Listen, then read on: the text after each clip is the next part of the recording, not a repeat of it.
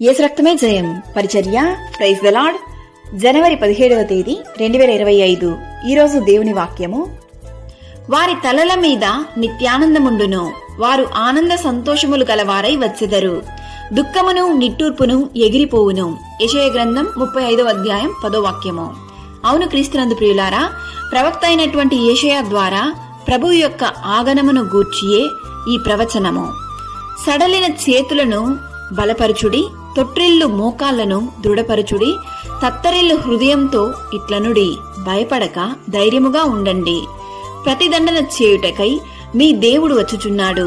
క్రీస్తునందు ప్రియులారా, మొదటిసారి యేసుక్రీస్తు ఈ లోకంలో జన్మించినప్పుడు ఆయన కనికర సంపన్నుడిగా గుడ్డివారిని చూపు కలుగజేసెను, కృంటివారికి నడువజేసెను, మూగవారిని మాట్లాడజేసెను, చనిపోయిన వారిని బ్రతికించెను. అయితే రెండవ రాకడలో ఆయన ప్రతిదండన చేయుటకై వస్తున్నాడు. అయితే ఆ పరిశుద్ధ దినాన, ఉగ్రత దినాన తప్పించుకొనుటకు ఎవరికి సాధ్యము కాదు. రక్షింపబడినటువంటి వారికి మాత్రమే ఆ దినము సంతోషకరమైన, ఆనందకరమైన దినము.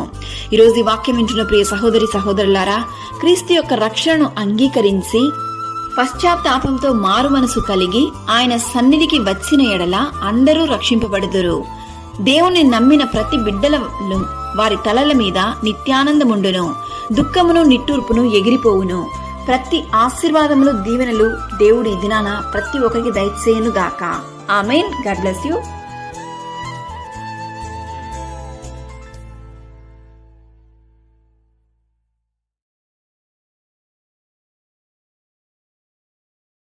Download ShareChat.